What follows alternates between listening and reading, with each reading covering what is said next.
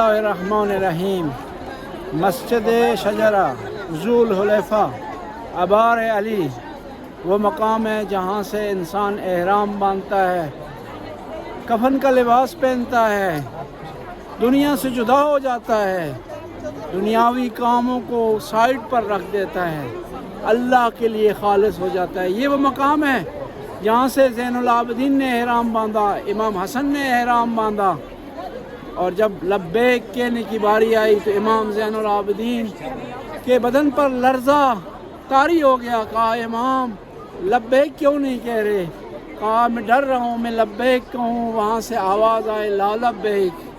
ये इश्क की जगह है, ये वो जगह है जहाँ से इंसान दुनिया को छोड़ देता है, आखिरत अपना लेता है, दुनियावी आसाइशों को छोड़ता है।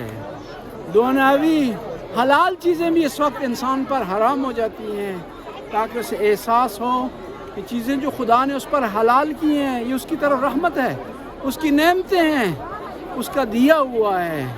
इस जगह से इंसान इश्क का आगाज़ कर सकता है, अपने खुदा से लो लगा सकता है। यहाँ होता है वो जगह जहाँ इंसान अपने परवरदिगार को ढूंढ सकता है, और जब अपने परवरदिगार को ढूंढ ले दुनिया से बेनियाज हो जाता है।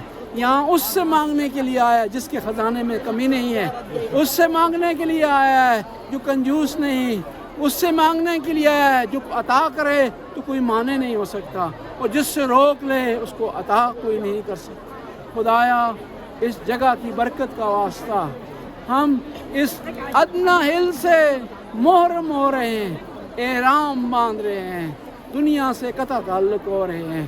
खुदाया इसके बाद जो चीज़ें तूने हम पर हराम करार दी उससे बचने की तौफीक अता फरमा। रब्बना आतिना फिद दुनिया हसना व फिल आखिरति हसना व क़िना अज़ाबन्नार। बिस्मिल्लाहिर्रहमानिर्रहीम। मो दर महल्ले मस्जिद शजरा हस्तें, दर महल्ले ज़ुल हुलैफ़ा हस्तें। आज इन बाद मंतक़े हरम शुरू मिशे। از این به بعد کسی نمیتونه بدون احرام وارد مکه بشه. هر کس که میخواد وارد مکه بشه باید احرام ببندد، لباس احرام بپوشد، نیت احرام را داشته باشه. در بارگاه الهی عرض میکنیم خدایا ما آمدیم لباس دنیا را از بدنمون کندیم، لباس احرام پوشیدیم، از دنیا جدا شدیم، در این مکان آمدیم یک لباسی که مانند کفن است پوشیدیم، بهش میگن احرام. فرقش اینجا هستش، کفن را دیگران ما را میپوشانند، اینجا ما آمدیم خودمون لباس پوشیدیم. خدایا امروز ما احرام پوشیدیم، فردا کفن میپوشیم، و روزی قیامت از قبرهایی که بلند میشیم با کفن بلند میشیم. این احرام ما را بپذیر، این دعای ما را بپذیر. خدایا نادان هستیم، ناچیز هستیم، چیزی بلد نیستیم، تو هستی که توفیق دادی به اینجا برسیم، تو دعوت کردی که اینجا بیاییم و رسمت نیست دعوت کنی و دست پایین برگردونی.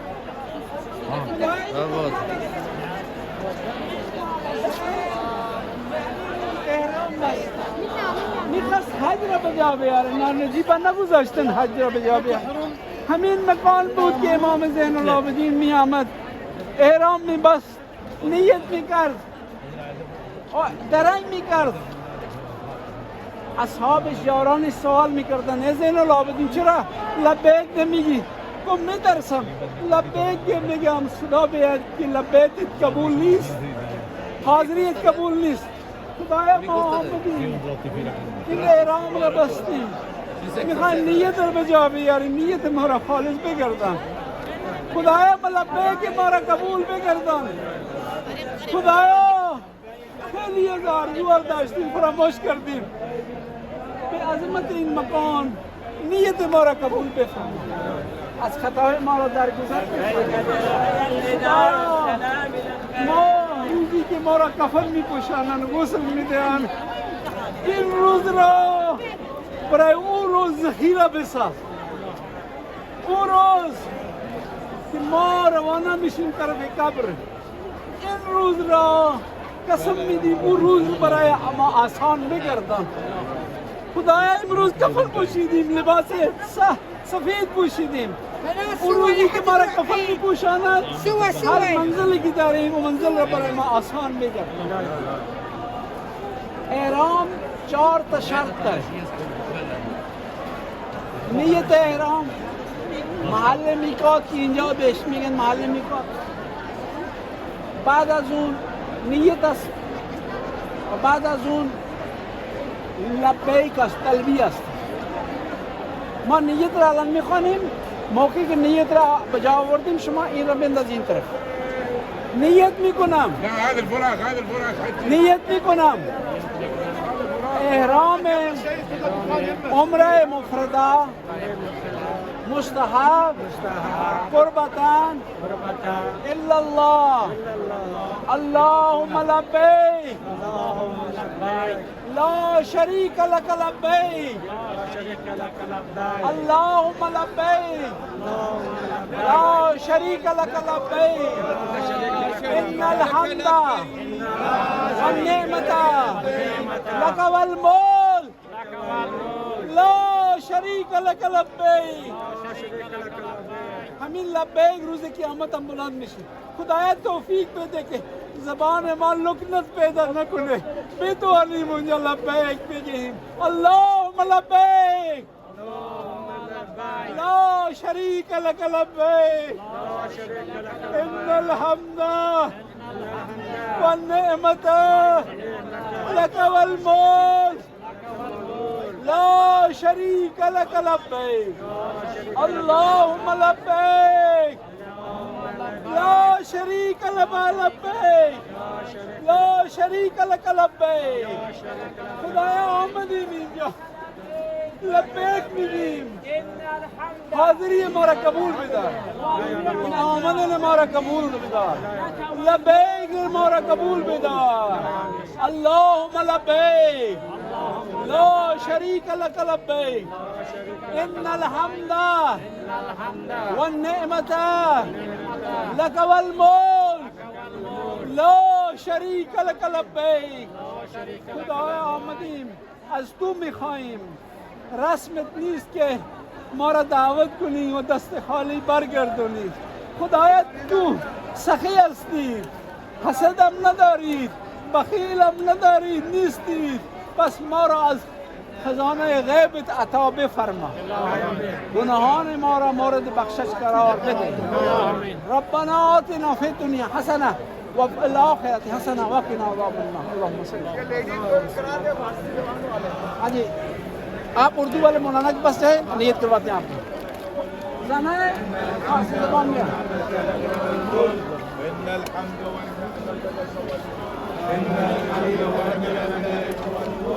मौके के नियत रहा आखिर सुनसोनी इंटरिशमा चीज़ है इन चौधरी तुमरा मखना तुमरा बिंदस नियत नहीं कुना एहराम उम्रे मुफरदा مستحب قربة لله اللهم لبيك لا شريك لك لبيك إن الحمد والنعمة لك والملك لا شريك لك لبيك اللهم لبيك لا شريك لك لبيك إن الحمد والنعمة لك والملك لا شريك لك لبيك. الآن همشون به عربی هم نیت کنید. انوی احرام عمرة مفردة مستحبا قربة إلى الله اللهم لبيك لا شريك لك لبيك إن الحمد والنعمة لك والملك لا شريك لك لبيك اللهم لبيك لا شريك لك لبيك إن الحمد والنعمة لك والملك لا شريك لك لبيك الان گوش کنید ما احرام را بستیم الان بعضی از چیزا برای ما حرام شده بعضی مشترک است برای زن و مرد و بعضی فقط مرد است و بعضی برای زن است نحن نوینا الاحرام و الان نحن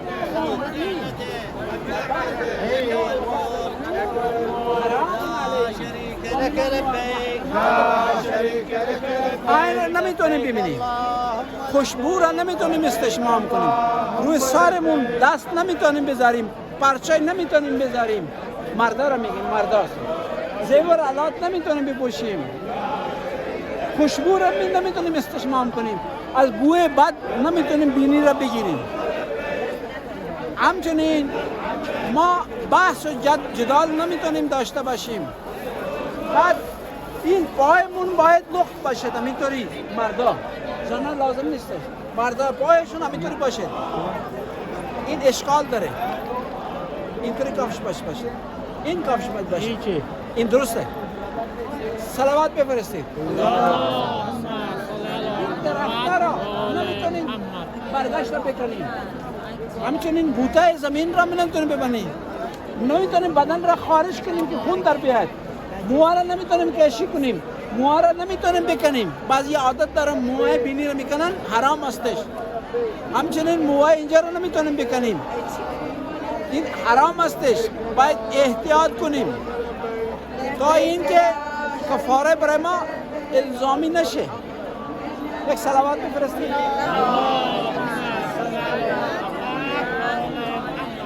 میتونیم قیچی کنیم؟ قیچی کنیم با قیچی احرام میشه؟ اشکال نداره با احرام رو بستید شما؟ نیت کردی احرام؟ نکردی هنوز؟ اینا کنید قیچی کنید بعد نیت کنید با قیچی میشه بس با قیچی احرام میشه؟ مشکل نداره قیچی کنید وسطش قیچی کنید این همه شما قیچی کنید شما قیچی کنید